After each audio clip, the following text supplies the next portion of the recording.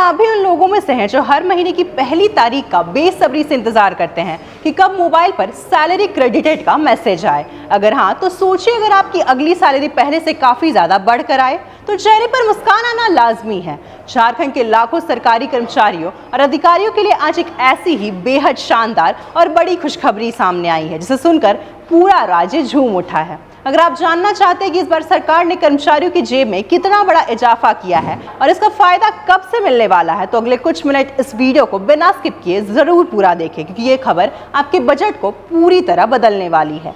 नमस्कार, आप देख रहे हैं न्यूज़ 11 भारत डिजिटल और आपके साथ मैं स्मिता तिवारी। झारखंड सरकार ने राज्य के लाखों कर्मचारियों और अधिकारियों को एक बहुत बड़ा तोहफा देते हुए उनके महंगाई भत्ते यानी डीए में बढ़ोतरी का ऐतिहासिक फैसला किया है।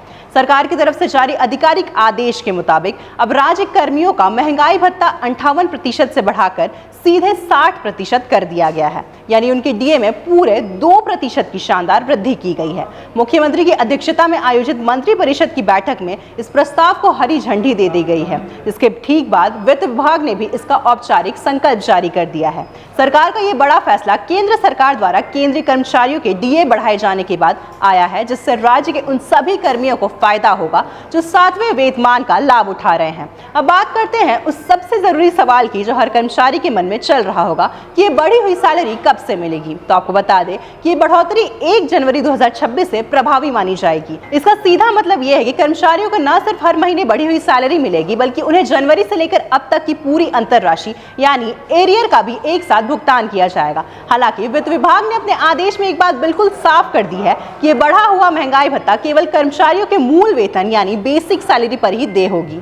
झारखंड सेवा संहिता के नियमों के तहत किसी भी तरह के विशेष वेतन या वैयक्तिक वेतन को महंगाई भत्ते की इस गणना में शामिल नहीं किया जाएगा। बढ़ती महंगाई के इस दौर में सरकार के इस कदम से लाखों परिवारों को बहुत बड़ी आर्थिक राहत मिलने वाली है। सिर्फ यही नहीं, सरकारी कर्मचारियों के साथ साथ कोल सेक्टर से जुड़े लोगों के लिए भी एक और बड़ी खुशखबरी है।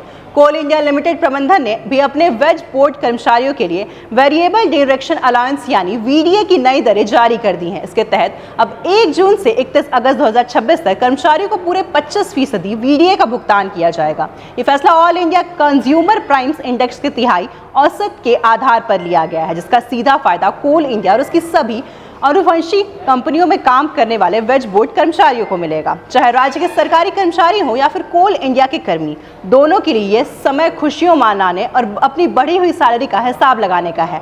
सरकार के इस फैसले से न केवल लाखों लोगों की मासिक आय बढ़ेगी, बल्कि लंबे समय से रुका हुआ एरियर भी उनके जेब को मजबूत करेगा। क्या आपके परिवार में भी कोई इस फैसले से लाभान्वित होने वाला है? हमें कमेंट करके जरूर बताएं।